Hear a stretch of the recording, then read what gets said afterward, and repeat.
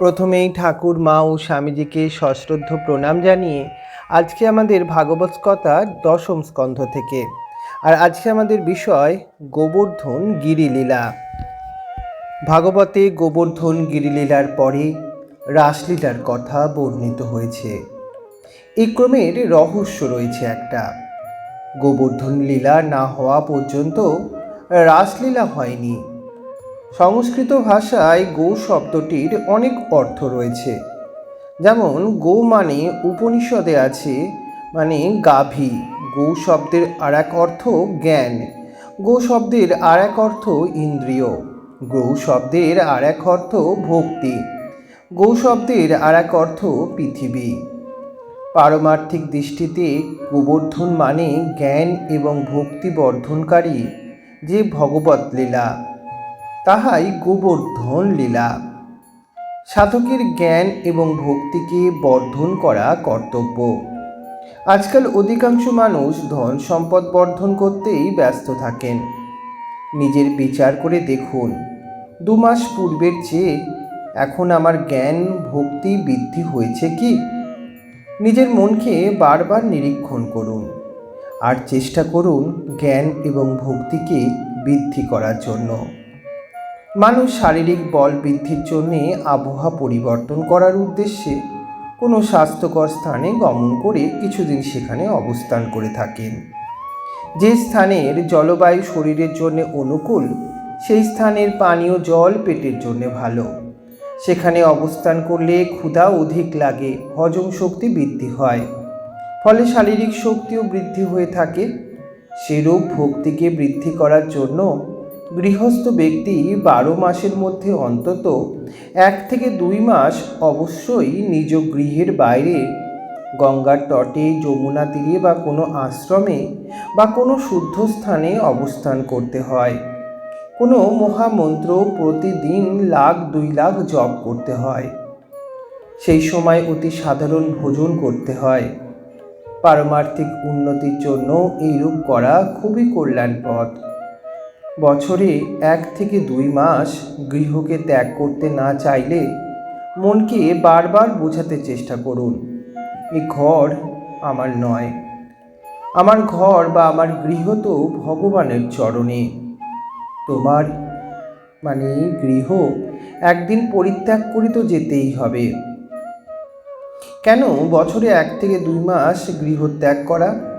গৃহত্যাগের প্রধান উদ্দেশ্য হল বিষয়ানন্দ এবং প্রবৃত্তিকে ত্যাগ করা, সংযম পালন করা আর অন্তর্নিহিত সাত্ত্বিক যে শক্তি আছে তাকে বৃদ্ধি করা।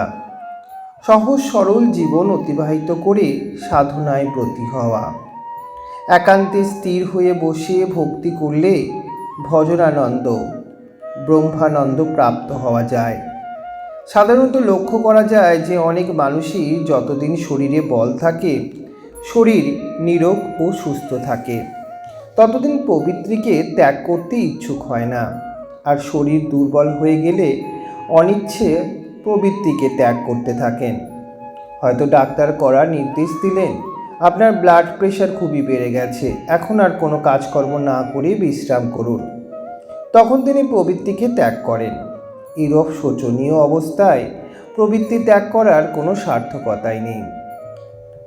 শরীরে যখন বল শক্তি থাকে সেই অবস্থায় প্রবৃত্তি কম করুন, নিবৃত্তিকে বৃদ্ধি করুন। ভগবানের জন্য, নিজ আত্মকল্যাণের জন্য কিছু সময় বার করুন। একান্তে বাস করে সাধন ভজন করুন। এরূপ করা একান্তই আবশ্যক। যে স্থানে ময়লা স্তূপে পরিণত রয়েছে সেখানে ধূপ আর সুগন্ধি প্রাপ্ত হয় না। গৃহস্থের গৃহে সূক্ষ্মভাবে অশুদ্ধ ভাব পরিপূর্ণ থাকে। তাই 12 মাসের মধ্যে অন্তত 1-2 মাস কোনো শুদ্ধ স্থানে অবস্থান করুন এবং সর্বপ্রকারে প্রবৃত্তিকে পরিত্যাগ করার চেষ্টা করুন। কোনো কোনো মানুষের ধারণা যে প্রবৃত্তি এবং নিবৃত্তি উভয়কে একই সঙ্গে গ্রহণ এবং সমন্বয় করে জীবনযাপন করা উত্তম, কিন্তু আসলে ইহা এক ভুল ধারণা। প্রবৃত্তি এবং নিবৃত্তি দুইটি বিপরীতমুখী, যেমন পূর্ব আর পশ্চিম পরস্পর বিপরীতমুখী। একটি রোচক উদাহরণ দিয়ে বিষয়টিকে বোঝানো যাক। এক গৃহস্থ পিতার দুই কন্যা ছিল।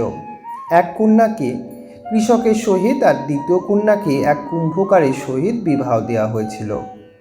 কিছুকাল পরে পিতা একদিন কন্যাদের দেখার জন্যে কুম্ভকার দম্পতির নিকট গমন করে তাদের কুশল সংবাদ জিজ্ঞাসা করলে কন্যা বলল, বাবা, মাটির বাসনপত্র সব প্রস্তুত করে রাখা হয়েছে, এখন এসব কাঁচা অবস্থায় রয়েছে, তা পাকা করার জন্য উনুন জ্বালানোর কাজ শীঘ্রই শুরু করা হবে। 15 থেকে 20 দিন সেই কাজ চলবে। বাসনপত্র অগ্নিতে পরিপক্ক হবার পরেই বৃষ্টির শুরু হোক, এই জন্যে আমি রোজই ভগবানকে প্রার্থনা করছি। পিতা তারপর কৃষক জামাতার নিকট গমন করলেন। তাদের কুশল সংবাদ জিজ্ঞাসা করে পুত্রী বলল, বাবা, 1 সপ্তাহের মধ্যে বৃষ্টি না শুরু হলে ফসলের খুব ক্ষতি হয়ে যাবে। তখন আমরা কি খাবো, কীভাবেই বা চলবে? আমরা বড়ই চিন্তিত। ভগবান দয়া করে শীঘ্র যদি বর্ষণ শুরু করলে ভালো হয়। বলুন তো পিতার অবস্থা তখন কীরূপে? একই সময়ে 2 পুত্রীকে সুখী করা ভগবানের পক্ষেও অসম্ভব বিষয়। এই যে কাহিনী, তা আপনারই বিষয়, আপনারই কথা।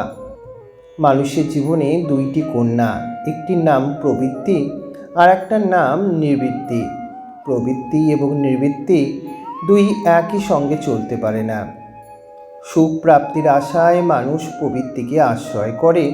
কখনো সাময়িক কিঞ্চিত সুখ প্রাপ্তি হলেও পরিণামে দুঃখই প্রাপ্তি হয়ে থাকে। তাই প্রবৃত্তির প্রতি তৃষ্ণা পরিত্যাগ করুন। অন্তত 12 মাসের মধ্যে 2টি মাস প্রবৃত্তিকে অবশ্যই ত্যাগ করুন।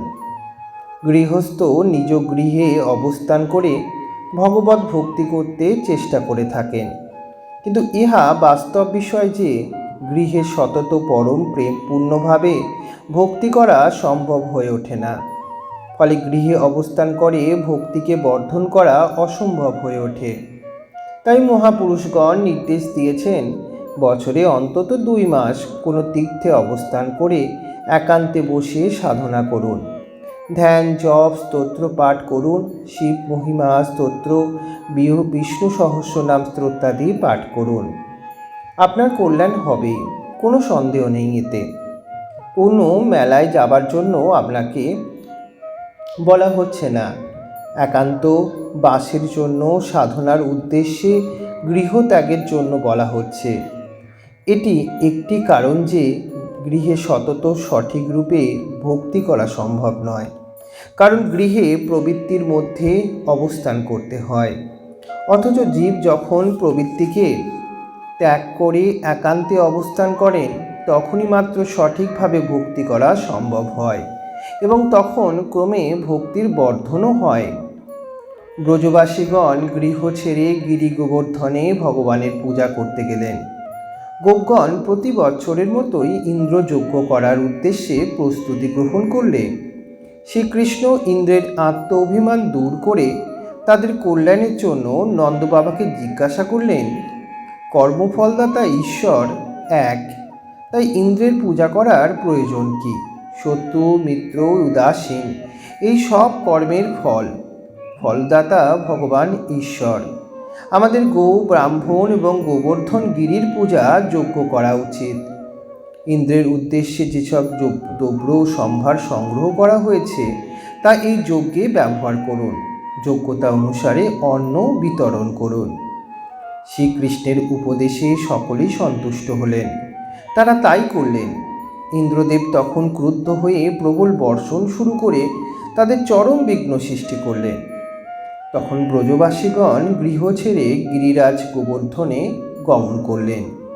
এর আধ্যাত্মিক রহস্য হল, মানুষ ভজন করার উদ্দেশ্যে একান্তে বসে সাধনা শুরু করলে ইন্দ্রিয় বাসনা বর্ষণ অর্থাৎ বিঘ্ন সৃষ্টি করে থাকে। একান্তে বসার পরে প্রথমে মনের চঞ্চলতা অধিক হয়। আপনি একটু বসে দেখবেন, আপনি এটা অনুভব করতে পারবেন। কেননা প্রবৃত্তি ত্যাগ করলেই মন যে শীঘ্র স্থির হয়ে যাবে তা নয়। প্রবৃত্তির যে সংস্কার, ইহাই মনকে চঞ্চল করে তোলে। প্রবৃত্তিকে ত্যাগ করলেও প্রবৃত্তির সংস্কার মনে সূক্ষ্ম রূপে থেকেই যায়। যতদিন না তা নির্মূল হয় সম্পূর্ণভাবে। তাই একান্ত বাসের জন্য সাধনার উদ্দেশ্যে গৃহত্যাগ করে কোনো তীর্থ বা পবিত্র স্থানে গমন করলেও মন যে তৎক্ষণাৎ একগ্র হবে তা কিন্তু নয়, বরং তখনও মন অধিক চঞ্চলই হয়। আর এই জন্যই ভক্তিতে প্রথমে আনন্দ লাভ হয় না। মন সূক্ষ্মভাবে তখনও প্রবৃত্তি এবং বিষয়ানন্দের প্রতি আকৃষ্ট হয়ে বিষয়ানন্দ ভোগের ইচ্ছা করে। মন যেন প্রেরণা দেয় আবার বিষয়ানন্দ ভোগ করব। বৎসরের মধ্যে মাত্র কয়েক দিবস এইরূপ একান্তে বসে বিশেষ কোনো অনুভব বা ফল লাভ হয় না। একান্তে বাস মাত্র কয়েক দিবস করলেই যে চঞ্চল এবং বিষয়াসক্ত মন শীঘ্রই স্থির হয়ে যাবে তা কিন্তু নয়। তাহলে উপায়? অভ্যাস, বৈরাগ্য এবং ধৈর্য ধারণ অবশ্যই আবশ্যক। মন প্রথমে স্থির না হলেও, ভক্তিতে আনন্দপ্রাপ্ত না হলেও ভক্তি করা হতে বিরত না হওয়া উচিত। মন জন্ম জন্মান্তর ধরে বারবার বিষয়ানন্দ ভোগ করেছে, কিন্তু তাতে স্থায়ী সুখ ও আনন্দ প্রাপ্তি হয়নি, হবারই নয়। এ বিষয়ে অত্যন্ত সতর্ক থাকা উচিত যে ধৈর্য ধারণ করে অভ্যাস ত্যাগ না করা। অনেক মানুষ ভক্তি করার সামান্য চেষ্টা করে আনন্দ না পেয়ে তখন বিষয়ানন্দের পেছনেই ছোটেন, অর্থাৎ বিষয়ানন্দের কথাই চিন্তা করে থাকেন। অতীতে কি বিষয় সুখ ভোগ করেছেন তা স্মরণ করেন এবং ভবিষ্যতে কি সুখ ভোগ করবেন, কিভাবে করবেন, এসব বিষয়ে মনে মনে করা চিন্তা করতে থাকেন। সাবধানে থাকুন, বিষয়ানন্দের কথা চিন্তায় যেন না আসে। বিচলিত ও হতাশ না হয়ে তখন ভগবানের নামের আশ্রয় গ্রহণ করুন। সতত অখণ্ড নাম জপ করুন। নাম জপে অধিক সময় অতিবাহিত করার কঠিন বোধ হলে তখন ভগবানের সাকার সগুণ রূপের উপর মনকে স্থির করতে চেষ্টা করুন। তাতে বাসনার বর্ষণ অর্থাৎ বিষয়ভোগের যে আকর্ষণ, মনের চঞ্চলতার প্রভাব নিস্তেজ হয়ে ক্রমে মন শুদ্ধ এবং ভক্তির যোগ্য হয়ে উঠবে। তাই প্রথমে চঞ্চলতার বেগ অধিক হলেও হতাশ হবেন না, ধৈর্য ধারণ করুন। গোপগোপীগণ গোবর্ধন পর্বতের উদ্দেশ্যে রাশি রাশি পূজা উপকরণ নিবেদন করলেন। আজ শ্রীকৃষ্ণ অন্য প্রকার রূপ ধারণ করে বললেন, আমি গোবর্ধন পর্বত। গোপগণ তা বিশ্বাস করলেন, কেননা শ্রীকৃষ্ণের প্রভাব তাদের অবিদিত ছিল না। ঋষিদের নিকটও শ্রবণ করেছেন যে ভগবান বিষ্ণুই নররূপ ধারণ করে জগতের কল্যাণে তাদের নিকট আবির্ভূত হয়েছেন। গোপবেশী শ্রীকৃষ্ণ ব্রজবাসীদের সহিত নিজেই নিজের পুজো করতে শুরু করলেন এবং পর্বত পুরুষ গোবর্ধনকে প্রণাম করে বললেন, দেখো দেখো, পর্বত মূর্তিমান হয়ে দয়া করে আমাদের পূজা গ্রহণ করছেন। শ্রীকৃষ্ণ স্বয়ং গোবর্ধন পর্বতকে চন্দন তিলক প্রদান করলেন। তিলকের সময় চাল অর্পণ করতে হয়, তা ছিটিয়ে নিক্ষেপ করা অনুচিত। শ্রদ্ধার সঙ্গে ধীরে ধীরে তা অর্পণ করতে হয়। শ্রীকৃষ্ণের গলায় যে মূল্যবান মোতির মালা ছিল তা তিনি খুলে ফেলে টুকরো করে মিত্রদের মধ্যে বিতরণ করে দিলেন, গোবর্ধন ভগবানকে অর্পণ করার জন্য। ভগবৎ সেবায় মন বিশাল রাখা কর্তব্য। হৃদয় বিশাল হলেই প্রেমের সঙ্গে সেবা হয়ে থাকে। ভগবানের প্রতি পরম শ্রদ্ধা এবং অটুট বিশ্বাস হলেই পূজার আনন্দ লাভ হয়। গোবর্ধন পর্বতের সম্মুখে রাশি রাশি পূজার উপকরণ রেখে তাতে তুলসীপত্র অর্পণ করা হলো। শ্রীকৃষ্ণের সাথে সকলে করো জোরে গোবর্ধনকে প্রার্থনা করে বললেন, হে গোবর্ধননাথ, আপনি প্রত্যক্ষ রূপে প্রকাশিত হয়ে আমাদের প্রেম ভাবে অর্পিত শুদ্ধ পবিত্র পূজা সামগ্রী কৃপা করে গ্রহণ করুন। শ্রীকৃষ্ণ বিশ্বের সৃষ্টি ও পালনকর্তা। তিনি স্বয়ং গোবর্ধন পর্বতকে নিমিত্ত করে তৎক্ষণাৎ ভগবান চতুর্ভুজ বিষ্ণু শ্রী গোবর্ধন থেকে প্রকাশমান হয়ে সকলের দৃষ্টিগোচর হলেন। শ্রী গোবর্ধন ভগবান কি জয়। গোবর্ধন ভগবান প্রেমপূর্ণভাবে নিবেদিত শুদ্ধ ভোগ সামগ্রী প্রত্যক্ষ রূপে আহার করলেন। গোপগোপীগণ তা দর্শন করলেন। শ্রীকৃষ্ণ তাদেরকে বললেন, যে গৃহে ভগবান পূজা গ্রহণ করেন সে গৃহে লক্ষ্মীজি নারায়ণের সাথে অবস্থান করেন। মা অন্নপূর্ণাজিও সেই পবিত্র গৃহে অবস্থান করেন। শ্রীকৃষ্ণের নির্দেশে সকলে গোবর্ধন গিরিকে পরিক্রমা করলেন। গিরিরাজের পরিক্রমা মার্গের প্রধান প্রধান দেবদেবীদের নিবাস রয়েছে। সেই পরিক্রমার পথে শ্রী রাধা কুণ্ড রয়েছে। শ্রী রাধার কৃপাতে সেই কুণ্ডটি প্রস্তুত হয়েছিল। রাধা কুণ্ডের রজ অতি পবিত্র। মহান সাধুসন্তগণ রাধা কুণ্ডের রজ কপালে ধারণ করে থাকেন। সেই পরিক্রমার পথে শ্রীকৃষ্ণ কুণ্ডও রয়েছে। শ্রীকৃষ্ণ গোবিন্দ হরে মুরারে হে নাথ নারায়ণ বসুদেব কীর্তন করে সবাই পরিক্রমা করে থাকেন। গোবর্ধন পূজার পরে আরতি হলো। তারপর সাধু সন্ন্যাসী এবং ব্রাহ্মণগণ প্রসাদ পেলেন। শেষে ব্রজবাসী গোপগোপীগণ ভোজনের পংক্তিতে বসল। তখন শ্রীকৃষ্ণের 7 বছর বয়স। যশোদা মায়ের নিষেধ সত্ত্বেও বিশ্বের মালিক আজ সেই প্রসাদ পরিবেশন করা শুরু করলেন। গোপীগণ যশোদা মা শ্রীকৃষ্ণকে সুস্বাদু খাবার খেতে দিলেন। বালকৃষ্ণ সামান্য খেয়ে তা গোপ বালকদের বিতরণ করে দিতেন। নিজে খেয়ে যে আনন্দ ও সুখ হয়, অপরকে তা বিতরণ ও পরিবেশন করে তার চেয়ে অধিক আনন্দ হয়ে থাকে, তাই নয় কি? যদি তা প্রেমের সঙ্গে পরিবেশন করা হয়। আহার গ্রহণকারীকে ভগবান রূপে দর্শন এবং ভাবনা করা উচিত। মনে করা উচিত ভগবান এই রূপে ভোজন করছেন। প্রসাদ গ্রহণের সময় আহারের পাত্রে একটি কণাও ত্যাগ করা উচিত নয়। প্রসাদের একটি কণিকাও নষ্ট বা দুরুপযোগ হলে প্রসাদকে অপমান করা হয়। পরমাত্মা তাকে দণ্ড প্রদান করে থাকেন। প্রসাদের অপমান করা মানে ভগবানকে অপমান করা। প্রসাদের অপমান করলে তাকে কষ্ট ভোগ করতে হয়। এইভাবে আনন্দ উৎসব সমাপ্ত করে শ্রীকৃষ্ণের সহিত ব্রজবাসীগণ ব্রজধামে ফিরে গেলেন। নারদজি ইন্দ্রের কল্যাণের জন্য ইন্দ্রকে বললেন, গোপগণ তোমার পূজাযজ্ঞ ছেড়ে গিরি গোবর্ধনের পূজা শুরু করেছেন। তা শুনে ইন্দ্র অত্যন্ত ক্রুদ্ধ হয়ে প্রলয়ঙ্কর মেঘাদিকে গোকুলের ছিন্ন ভিন্ন এবং ধ্বংস করার জন্য শীঘ্র মুষলধারে বর্ষণ এবং ঝড় তুফান শুরু করতে বললেন। আর নিজে ঐরাবতে আরোহণ করে গোকুল ধ্বংসের জন্য যাত্রা করার প্রস্তুতি নিলেন। মেঘদল ইন্দ্রের আদেশ মতো প্রচণ্ড তুফান সহ প্রচুর বর্ষণ দ্বারা গোকুলে অত্যন্ত উৎপাত আরম্ভ করল। মুষলধারায় বৃষ্টি এবং শিলাবর্ষণ হতে লাগল। অবিরাম বৃষ্টি চলল। জল বৃদ্ধি হয়ে সকল স্থান পরিপূর্ণ হল। পশুগুলি এবং গোপীগণ ঠান্ডায় কম্পিত হয়ে শ্রী গোবিন্দের শরণাপন্ন হল। অন্তর্যামী শ্রীকৃষ্ণ পূর্বেই তা অবগত ছিলেন যে কুপিত ইন্দ্র এইরূপ কার্য করবে। তখন কার্তিক মাস ছিল। সেই সময় এমন বর্ষা হবার কথা নয় বলে নন্দরাজ উদ্বিগ্ন হলেন। শ্রীকৃষ্ণ পূর্বেই স্থির করে রেখেছিলেন, আমি আত্মযোগ বলে গোকুলকে রক্ষা করব। অনেক সময় দেখা যায় যে ভীতি বিনা প্রীতি হয় না। শ্রীকৃষ্ণ সকল গোপীগণকে বললেন, সমস্ত ব্রজবাসী যেন গোবর্ধন গিরি রাজকে ষষ্ঠাঙ্গ প্রণাম এবং বন্দনা করেন। তাহলে তারা দয়া হবে, সকলকে উনি রক্ষা করবেন।